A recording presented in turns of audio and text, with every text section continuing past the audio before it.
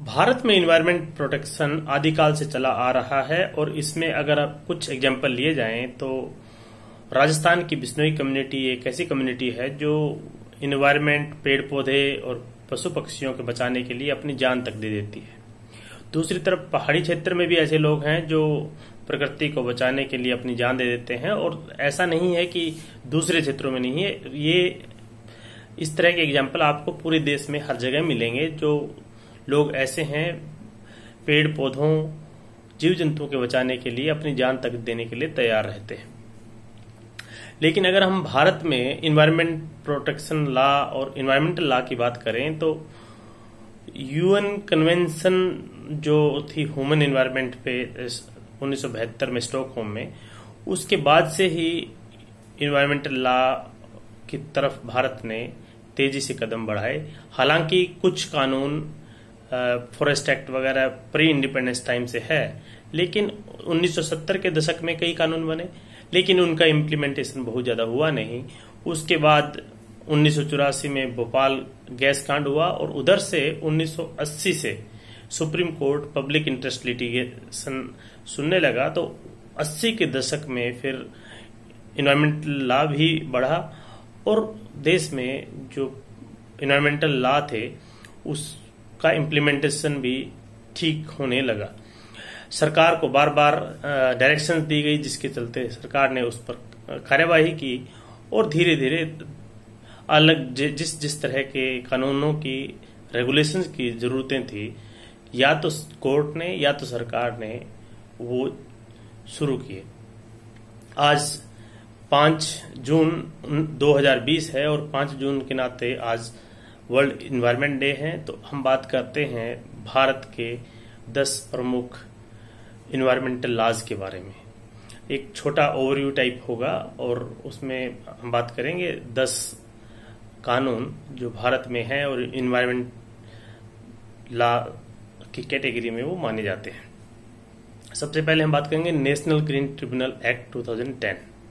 National green tribunal act 2010 जो है NGT को कॉन्स्टिट्यूट करता है, जो कि एक ऐसा प्राधिकरण है जिसमें इन्वायरमेंट से संबंधित कोई भी लिटिगेशन और किसी के भी राइट्स अगर इन्फ्रिंज होते हैं तो सीधे एनजीटी पहुंच सकते हैं, और उन सब के लिए एनजीटी एक क्वासी जुडिशियल फोरम है। और एनजीटी खुद भी किसी भी मामले में सुओ मोटो कॉग्निजेंस ले सकता है अगर एनजीटी को लगता है कि कोई इन्वायरमेंटल इश्यूज हैं या कहीं किसी के इन्वायरमेंटल लॉ के चलते किसी के राइट्स इन्फ्रिंज हुए हैं, तो एनजीटी ऐसे मामलों में सुओ मोटो कॉग्निजेंस भी लेता है। पिछले कुछ वर्षों में, जब से एक दशक हो गया है एनजीटी को, लेकिन पिछले कुछ वर्षों में तेजी से ग्रीन जूरिस्प्रूडेंस को बढ़ाने में एनजीटी का रोल रहा है सुप्रीम कोर्ट के साथ साथ। फिर हम बात करें air prevention and control of pollution act 1981, यानी कि एयर पोल्यूशन को कंट्रोल करने के लिए ये कानून बनाया गया और देश में किसी भी तरह का जो एयर पोल्यूशन को कंट्रोल करने के लिए और उसको प्रिवेंट करने के लिए सेंट्रल लेवल पर भी, स्टेट लेवल पर भी बोर्ड्स एंड बॉडीज बनाए गए हैं। वो आपस में कोऑर्डिनेट करते हुए देश और प्रदेश के हिस्सों में एयर पोल्यूशन कंट्रोल करने के लिए काम करते हैं और इस एक्ट के दायरे में रहते हुए वो अपने सारे काम करते हैं। इसी तरह से water prevention and control of pollution act 1974, ये 1974 का एक्ट है और इसमें देश भर में जहां पर भी पानी से संबंधित कोई प्रदूषण होता है तो उन मामलों में पानी के प्रदूषण को कैसे रोका जाए और उसको कैसे कंट्रोल किया जाए, ये सब इसमें किया जाता है। ये कानून almost air pollution prevention and control act की तरह ही है और इसमें वैसे ही सेंट्रल लेवल पर और स्टेट लेवल पर बोर्ड्स एंड अथॉरिटीज हैं जो आपस में कोऑर्डिनेट करते हुए वाटर पोल्यूशन कंट्रोल करने के लिए काम करते हैं। इसके अलावा इन्वायरमेंट प्रोटेक्शन एक्ट 1986 के अगर इन्वायरमेंट प्रोटेक्शन एक्ट की बात करें तो ये एक अम्ब्रेला एक्ट कह सकते हैं इन्वायरमेंट लॉज में, और इसमें सभी तरह का जो पोल्यूशन है उसको कंट्रोल करने के लिए और एनवायरनमेंट को प्रोटेक्ट करने के लिए इसमें अथॉरिटीज बनाई गई हैं और वो फिर उसी के हिसाब से देश भर में काम करती हैं और एनवायरनमेंट को प्रोटेक्ट करती है। फॉरेस्ट कंजर्वेशन एक्ट 1980 यानी कि जो फॉरेस्ट को कंजर्व कैसे करना है और उसके संबंध में क्या कुछ किया जा सकता है वो फॉरेस्ट कंजर्वेशन एक्ट में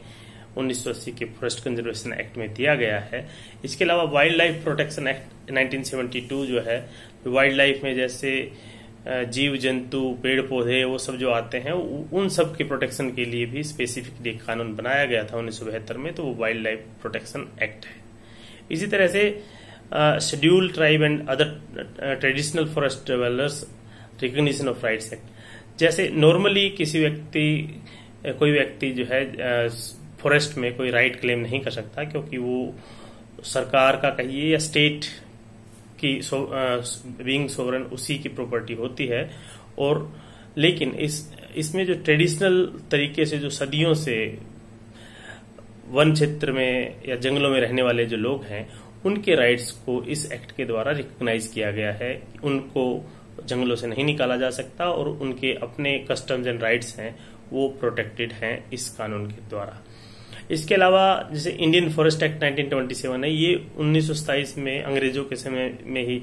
फॉरेस्ट एक्ट बना दिया गया था। इसमें जैसे कोई एरिया है उसको फॉरेस्ट रिकॉग्नाइज करना या डी रिकॉग्नाइज करना, कौन सा एरिया फॉरेस्ट है, उसी में फॉरेस्ट के रेगुलेशन से संबंधित ये पूरा कानून है। एक public liability insurance act 1991, Bhopal gas tragedy हुई तो उसके बाद से ये कानून बनाया गया और इस पे जो जब कभी भी कोई एक्सीडेंट होते हैं या फैटल एक्सीडेंट तो ऐसे मामलों में इंश्योरेंस लायबिलिटी के लिए जो ओनर्स जो हैं वो उसमें लायबल होते हैं, तो उसमें प्रोसीजर दिया गया है कि लायबिलिटी किसकी होगी और उसमें कौन इंश्योर्ड होगा। उसमें पब्लिक जो इंश्योरेंस लायबिलिटी के लिए जो भी कारखाना या जो मशीनरी है जहां पर कोई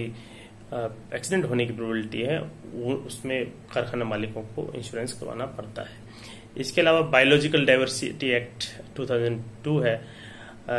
भारत एक बहुत बड़ा देश है और यहाँ पर बायोलॉजिकल डाइवर्सिटी भी खूब है और यहाँ पर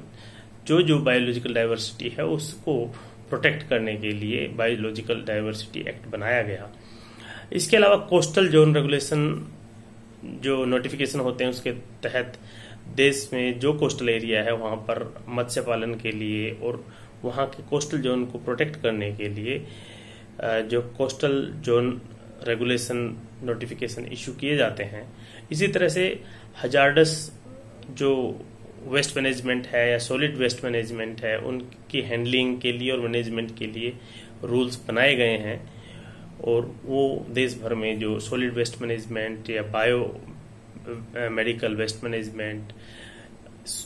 इन सब के प्रोटेक्ट जो मैनेजमेंट और वेस्ट डिस्पोजल के लिए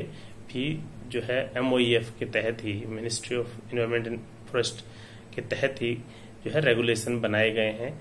और वो उसके हिसाब से